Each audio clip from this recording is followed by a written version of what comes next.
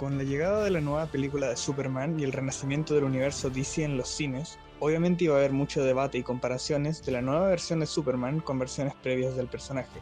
La comparación más común que se hace es entre el nuevo Superman y el de la película Man of Steel, la versión anterior para cines del personaje hace ya más de 10 años. Particularmente escucho que se repite mucho este argumento de el de Man of Steel era más realista y el de la nueva película ya no lo es. Este argumento es muy comentado tanto por parte de las personas que prefieren la nueva película como de parte de las personas que prefieren la anterior. Hay fans que les gusta más lo realista que es Man of Steel y fans que les gusta más lo fantasiosa que es la nueva película. A mí este argumento en un inicio me pareció ridículo. O sea, ambas versiones del personaje nos muestran a un alienígena indestructible que vuela y que tira rayos láser. O sea, esa mierda nunca ha sido y nunca será real. No entendía que le vende realista a Man of Steel si mantiene todos estos elementos ficticios que son la base del personaje. Sin embargo, tras reflexionar un poco me di cuenta de que si dejamos de lado lo más literal del realismo y nos enfocamos en cómo tiene que realmente ser tratado el realismo en la ficción, la verdad es que sí han habido versiones del personaje de Superman que lo abordan de una forma bastante realista. Y en realidad no solo hay una versión realista, varias versiones lo son. Entonces se me ocurrió hacer este video. Primero presentando un poco cómo tiene que funcionar el realismo en la ficción y luego, en base a esta misma explicación, ver si realmente Man of Steel era tan realista. Y por último, mi propuesta de cuál es la versión más realista del personaje. Para comenzar, es necesario explicar lo que no es el realismo y por qué mucha gente tiene este concepto erróneo. Si bien de forma literal se podría decir que para ser realista una historia ficticia tienes que eliminar elementos ficticios y dejar elementos más arraigados a la realidad, llega el problema de que cuando uno consume una historia de ficción, la consume por la ficción. Onda, si yo voy a ver una película de superhéroes, quiero ver todos los elementos fantásticos que son necesarios para contar esta historia. Si se eliminan algunos elementos ficticios, pero se conservan otros elementos ficticios, ¿qué determina que algunos elementos ficticios son más reales que otros? Por ejemplo, en las películas de X-Men de Bryan Singer, los personajes visten unos horribles trajes de cuero sintético de colores oscuros. ¿Aceptas que haya personajes con superpoderes, pero no puedes hacerlos vestir trajes coloridos? ¿La ropa colorida es más irreal que los superpoderes entonces? Y ese es un ejemplo que solamente afectaron los diseños de los personajes. Hay otros ejemplos que son aún peores porque cambian por completo a los personajes que se están adaptando, como por ejemplo cuando hicieron que Galactus sea una nube. Onda, si puede existir un alienígena plateado, desnudo, con poderes cósmicos, ¿por qué no podemos tener a nuestra versión clásica de Alberto el Hambriento? O también cuando hicieron a Robin un policía genérico. Batman puede ser un superhéroe, pero Robin no puede ser un superhéroe. Y un caso en el que ya llega a ser ridículo, cuando en las películas live action de las Tortugas Ninja hicieron que el clan del pie sean terroristas genéricos. O sea, hay tortugas humanoides mutantes, pero tener ninjas humanos es demasiado irreal. Onda, aceptas esto, pero no aceptas esto por querer hacer algo muy, entre comillas, realista. Esto se ha ido diluyendo con los años, con algunas adaptaciones de cómics más modernas teniendo mucha más fidelidad al material de origen, sin miedo a ser demasiado irreales. Pero ahora resulta que hay usuarios de internet que no solo estaban felices con cómo era antes, sino que defienden este falso realismo.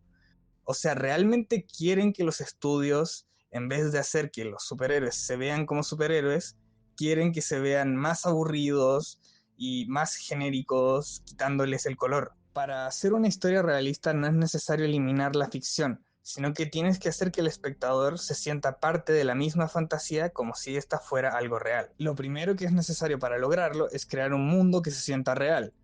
Y para esto es importante que la historia siga su propia lógica interna. Onda, si se establecen ciertas reglas y elementos como existentes y otras como inexistentes, entonces la historia debe respetar y ser fiel a lo establecido. Además, se deben incluir elementos y temáticas del mundo real que sean implementadas como parte de la trama, ya sea de forma literal o metafórica, para que el espectador pueda ver elementos de su mundo retratados en el mundo ficticio que le permitan sentirlo como algo más cercano.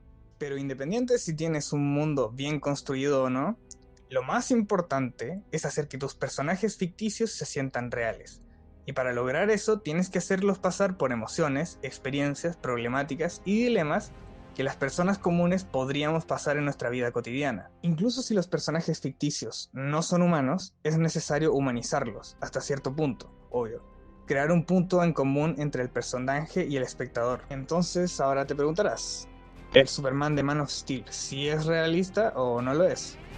Para explicarlo es cosa de repasar las vivencias que tiene este personaje, ni siquiera es necesario rebuscarse demasiado. Para empezar tenemos las enseñanzas de su padre, que le dice que debió dejar morir a un grupo de niños. ¿Qué clase de padre le enseña eso a su hijo? Uno esperaría de un padre que intente enseñar valores como, por ejemplo, la empatía, y aquí es la enseñanza más carente de empatía que le pudo haber dejado a su hijo. Luego el personaje deja morir a su padre, pudiendo salvarlo perfectamente. Y de nuevo, ¿quién dejaría morir a un ser querido pudiendo salvarlo?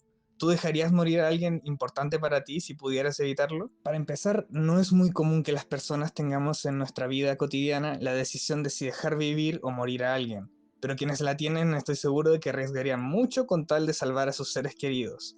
Y los únicos que dejarían morir a su papá son personas que claramente tienen una terrible relación con su padre, cosa que no aplica a Clark, porque este sí tuvo una buena crianza por parte de su padre y se llevaban muy bien. Siguiendo en la misma película, vemos que Superman deliberadamente deja que sean destruidos edificios llenos de civiles sin preocuparse por sus vidas.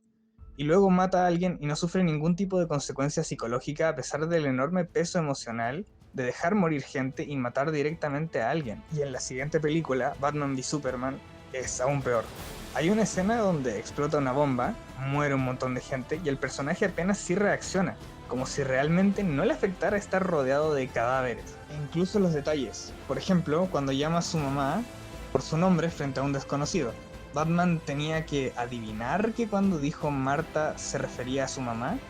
Es un detalle muy mínimo, pero que fue enormemente ridiculizado por el enorme sinsentido que hace. El Superman presentado en Man of Steel, Batman v Superman y demás películas del universo extendido de DC es un personaje escrito de forma completamente irreal. No está escrito para que empatices con él ni para hacerlo sentir humano. Esto no es un accidente, es completamente intencional, porque las personas que vieron estas películas no estaban pensando en hacer un personaje humano, por el contrario. Incluso la forma en la que están filmadas estas películas busca representar a Superman como un dios, alguien completamente ajeno a la humanidad que vive problemáticas asociadas a su posición de deidad superior, en vez de las problemáticas de los mortales. Este afán por mostrarlo como una divinidad puede gustarte más o menos, eso ya es tu opinión. El tema del video no es si es una buena o mala decisión, sino que, independiente de lo mucho que te guste o te disguste, este personaje no es realista. El personaje de Superman ha tenido muchas buenas versiones, pero hay una que es indiscutiblemente la versión más humana del personaje. Así es, estoy hablando de la que se presenta en la serie de Superman and Lois. Esta versión del personaje pasó por todo un abanico de vivencias increíblemente cotidianas. Para empezar, este también perdió a su padre, pero esto fue a causa de un ataque cardíaco, que es una de las principales causas de muerte a nivel global, y sin poder hacer nada al respecto. En los primeros episodios también lo vemos pasar por las dificultades de una mudanza y tratando de ayudar a su esposa a establecer un nuevo negocio. Su relación con sus hijos es también súper completa, con Clark tratando de enseñarles lo mejor que puede, queriendo pasar tiempo con ellos y lidiando con los problemas que conlleva criar a un par de adolescentes. Por medio de flashbacks también se muestra, por ejemplo, cuando le pidió matrimonio a Lois, y cuando tuvo que ganarse a su suegro. Incluso en la última temporada llegó a sentirse viejo y se tiñó el pelo para ocultar sus canas. El mejor arco de la serie ocurre en su tercera temporada, donde Lois sufre de cáncer. Se retrata de una forma muy respetuosa y acertada tanto lo que viven las personas que sufren de esta enfermedad como lo que vivimos sus familias. Y ante esto, Clark es un humano más. No hay ningún superpoder que él tenga que vaya a salvar a su esposa, pero aún así no deja de hacer todo lo posible por apoyarla. Seguiría dando ejemplos de esto, pero recomiendo que personalmente vean esta serie. Créanme, vale completamente la pena. El realismo en la ficción es algo de lo que se habla bastante sin que muchos sepan realmente de qué trata. Aplicarlo a los superhéroes es algo bastante complicado, y es por lo mismo que cuando se implementa bien tenemos algunas de las mejores historias de este subgénero. Aplicado al personaje de Superman, lamentablemente la película de Man of Steel no cumple en este aspecto, pero eso no quita que otras adaptaciones lo han logrado muy bien, y el mejor ejemplo es Superman and Lois.